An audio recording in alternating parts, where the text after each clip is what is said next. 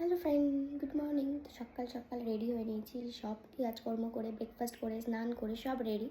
এখন বেরবো কাজে, অনেক দূর কাজে যাচ্ছি। সেই শিয়া খালার নাম আমি জানি না তোমরা শুনেছো কিনা, আমি ফার্স্ট টাইম শুনেছি। তো ওখানে যাচ্ছি কাজে, তো চলো যাওয়া যাক। বাই। আজকে আমার এটা হচ্ছে পার্সোনাল র্যাপিডো ড্রাইভার। আমি আজকে হায়ার করেছি এনাকে, যে আমাকে এত দূর, সেই এত দূর আমি চিনি না, শিয়া খালার নাম, সেখানে নিয়ে যাওয়ার জন্য। তাই এখন আমরা বেরোবো, তো চলো বাই। তো তোমরা তো শুনতেই পেলে আমি সেদিনকে কাজে কোথায় বেরোচ্ছিলাম।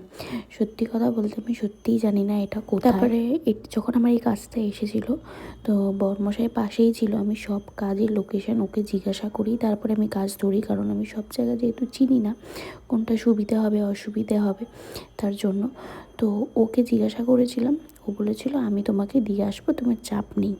তো সেই হিসাবেই কাজটা নিয়েছিলাম, কিন্তু সত্যি বুঝতে পারিনি, বিশ্বাস করো, যে এতটা দূর মানে যাচ্ছি রীতিমতো, মানে শেষ হচ্ছে না রাস্তা। মানে বাইকে স্কুটি করেই গেছিলাম, আমাদের প্রায় 1.5 ঘন্টা মতো লেগেছিলো, 1.5 ঘন্টার থেকে বেশি। আর এদিকটা কি বলতো, মানে ট্রেন চলে, তো তাও সেরকম না, 1-1.5 ঘন্টা পরে পরে এরকম। আর এদিকে সব দেখলাম শুধু লরি, মানে হাইওয়ের রাস্তা এরকম হয় না, সেই অনেক দূরের রাস্তাগুলো যেগুলো হয়, আমি তো কোনোদিনও বিশ্বাস করো আসিনি এদিকে।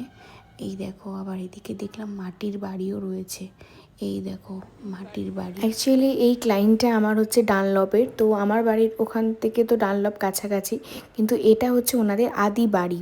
তো এখানে ওনাদের তোমার বিয়ে বাড়িটা ছিল, মানে আদি বাড়ি থেকে, গ্রামের বাড়ি থেকে বিয়েটা হবে, তাই জন্য আমাকে এখানে আসার জন্য রিকোয়েস্ট করেছিল, তাই আমি এখানে এসেছিলাম। তো বলতে বলতে আমি দেখো লোকেশানে কিন্তু পৌঁছেও গেছি।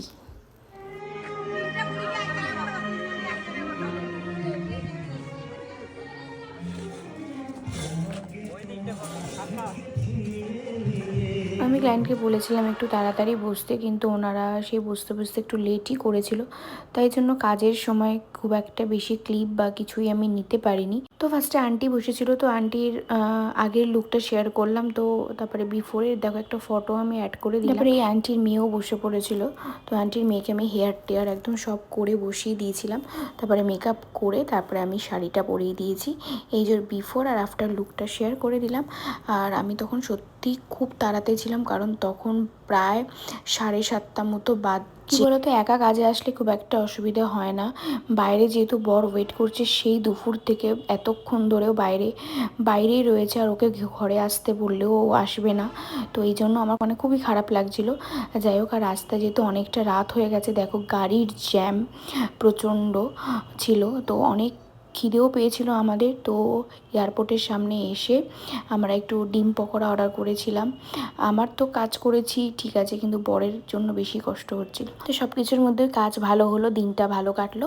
ব্লগ ভালো লাগলে অবশ্যই লাইক কমেন্ট শেয়ার করো। চলো টাটা।